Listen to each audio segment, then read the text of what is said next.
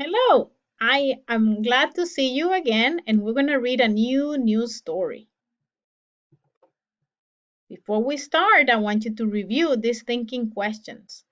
These will let you know what the story is going to be about, and after we read it, you will be able to answer them correctly. What is the paper about? What becomes plants? And where do many people grow food?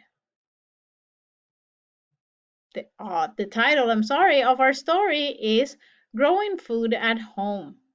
See it in the background?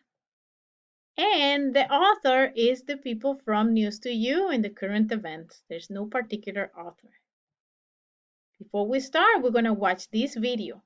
And then when it's done, we're going to make a prediction. Well, I'm going to ask you to make a prediction of what do you think our story is going to be about.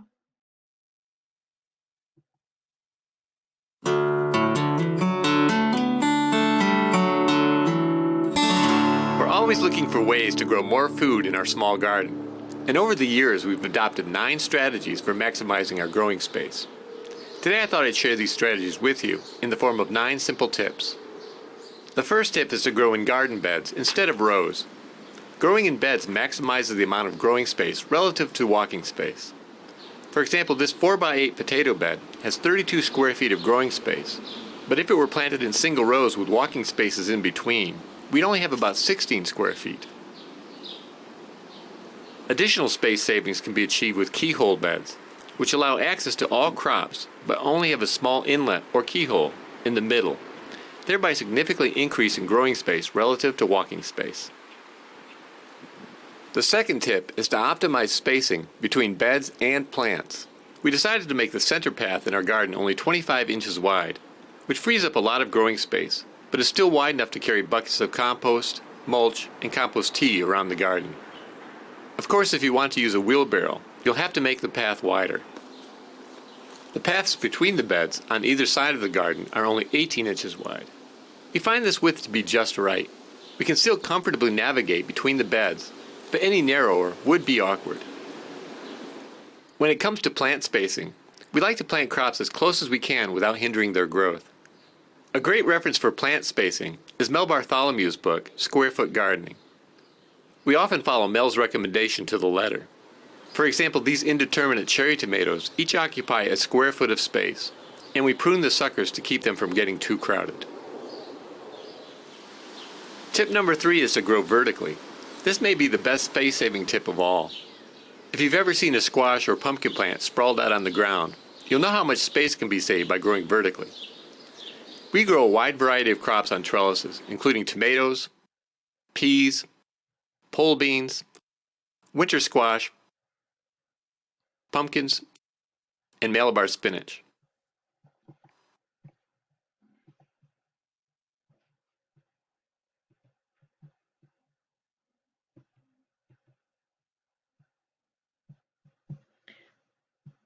This is a long video, so I wanted to show you a little bit so you are able to make a prediction. When you do this lesson again, you can hear the full length of the video if you're interested. So what do you think our story is going to be about? Do you think we're going to talk about women? Or do you think we're going to talk about a garden? Remember our video and the information it gave us, because that is the key to what our story is going to be about. You are correct. We are going to be talking about a garden. Let's review our vocabulary. We're going to hear the word grow, which is going from small to big. And we're going to talk about the word garden, when you have different produce growing in your soil. It could be in your backyard, it could be in your front yard. Let's get ready to read. Growing food at home. Many people grow food at home. Most people start growing food in spring. Weather becomes warmer in spring. This spring, more people want to grow food. People are staying home because of the coronavirus. They want to stay away from crowds. People want to go to the grocery store less often. People want to grow food at home instead. Growing food can be fun. First, people choose places to grow food. Many people grow food in gardens. The gardens may be in backyards. Some people grow food in pots. The pots may be on windowsills or porches.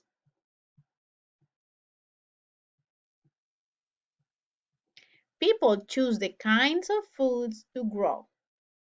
People may grow vegetables like green beans, corn, peppers, carrots, and spinach.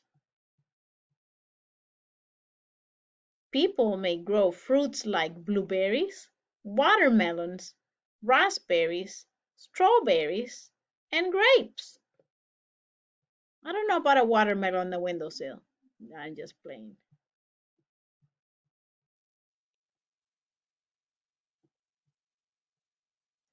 People buy seeds to grow the food. They put the seeds into dirt. People put water onto the seeds. Seeds become plants. The food grows on the plants. People must wait for the food to become ripe. Ripe means the food is ready to eat. People pick the ripe food. Sometimes people eat the food right away. Sometimes they freeze the food to eat later.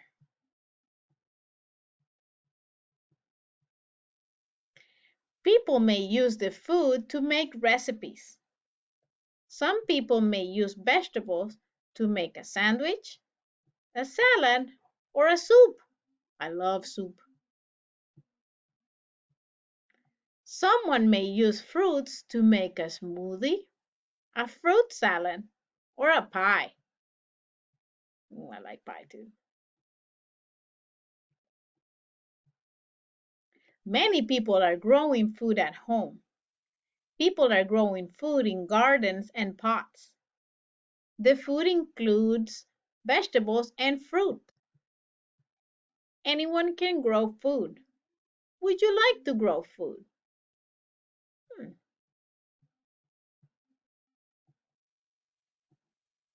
Now it's time for us to answer some questions. Before we do that, let's review what are the steps to answer questions. Number one, listen to the question. Listen. Number two, listen to all the options. Number three, think about it. Number four, pick one. First question. These are the same questions as at the beginning of the story. What was the paper about? What did we read about today? Did we read about meat? Did we read about growing food? Or we read about thinking hospital workers? Correct. We've been reading about growing food at home, in your garden, vegetables and fruits. What becomes plants is our next question. What becomes plants? Rocks, marbles, or seeds? You put it on the ground and you wait to grow. What could that be? You are right, it is a seed. And the last question, where do many people grow food? Do they grow it in a swimming pool, in a parking lot, or in a garden? Where do people grow food? People grow food in gardens now. I wish I was growing food, but I don't have a green thumb like that. I am not good at that. But maybe I should start trying. Maybe with this news article, I could get some seed from the grocery store and plant something. I'll come back and let you know if I started that. It is time for a joke right now. Let's see. I have a joke. Tell me, what vegetables do chickens like? I don't know. What? Eggplant. Huh? You know, because chickens put eggs. Well, eggplant is a very good vegetable. It's purple and pretty. And I've learned that if you cut it, because it's very bitter if you don't cook it the right way. If you cut it and let it flat on a paper towel and let it all that water get out, it becomes less bitter. I love to cook. So maybe I need to start growing things. Now it's time for a survey. It's time to ask people around your house. Do you have a garden in your house? Huh, I can say no. I do not have a garden in my house. I want to start a garden for herbs. Since I like to cook, I like to use herbs. But maybe I can start with pots like our article mentioned. Ask around in your house. Do you have a garden in your house? Now it is time for us to see how we can relate this lesson to our lives. We can relate it to our school, to our community or our neighborhood, or to the world. Let's see. Oh, yes, I forgot. I found this video and it's fast growing vegetables because some vegetables take a long time to grow, but these, if you're interested in starting your garden, you can check out these vegetables because they're fast growing. Let's watch it together.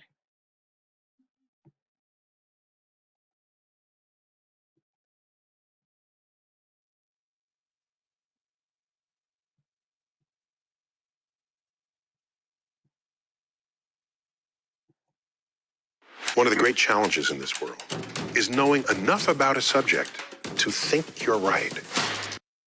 Not all vegetables take from spring to fall to mature. If you're getting a late start on your home garden or live in a region with a short growing season, fear not. There are many healthy, delicious vegetables that are quick to harvest.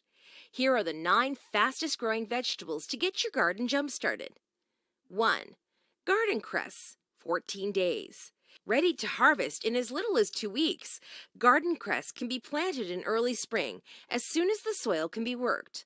Also, a garden space saver, a small 1 or 2 feet patch of cress will supply you with an abundance of this tangy herb. 2. Radishes, 21 days. A cool season crop, spring radishes grow best in 50 to 65 degrees Fahrenheit weather. Once sown, you'll see leafy greens shoot above the soil in just 3 or 4 days. Keep planting seeds every week or two for a constant harvest through spring and autumn. 3. Green onions, 21 days. Also called scallions, green onions are quick-growing plants that can be cut back to their base again and again throughout the season. Once their green shoots reach a height of 6 inches, they are ready for the first round of harvesting. 4. Tatsoi, 25 days. A low-growing mustard green, tatsoi is a wonderful addition to salads and soups. Baby tatsoi leaves can be harvested when they reach 4 inches in length, or you can wait the full 40 days for tatsoi to mature to full size. 5. Lettuce, 30 days. Another cool weather vegetable that prefers temperatures between 60 and 70 degrees Fahrenheit. Lettuce seeds should be sown in early spring and late summer. Of the 5 types of lettuce, loose leaf, cos, crisp head, butterhead, and stem leaf lettuce varieties like green leaf and red leaf are among the easiest to cultivate and are more tolerant of hot weather. Planting new seeds every 14 days will provide a continuous harvest. 6. Spinach, 30 days. Able to survive in temperatures as low as 15 degrees Fahrenheit, spinach is a cold, hardy vegetable that can be planted as soon as the ground thaws. Pluck outer spinach leaves from the plant as it grows or re-sow seeds every 2 weeks for successive harvests. Don't wait too long to gather spinach because its leaves will become bitter once the plant reaches maturity. 7. Arugula, 30 days. Since arugula seeds germinate well in cooler soil, they can be planted as soon as the garden bed can be worked after the spring thaw. Sow seeds every 2 to 3 weeks for continuous harvesting. 8. Kale, 30 days. A cut and come again plant, kale's young and tender leaves can be culled continually throughout the growing season once the plant is about 2 inches tall. Avoid picking the central bud, since this keeps kale growing and productive. And 9. Swiss chard, 45 days. A member of the beet family, Swiss chard can be harvested throughout the season by cutting off the outer leaves when they are about 3 inches long and are still young and tender. In addition to using fresh leaves in salads, you can cut Swiss chard stems from the leaf and cook them like you would asparagus. Now, if you liked the video, give it a thumbs up. And if this is your first time visiting my channel, please subscribe for more videos.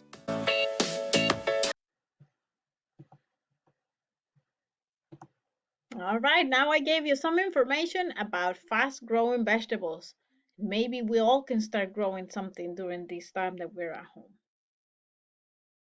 I have selected 2 different activities that you can complete with assistance from your family. One is a color and label, and the words are down here.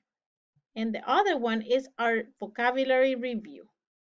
So both of them you can find in the drive, or the links are on the lesson. Have a good day. Bye.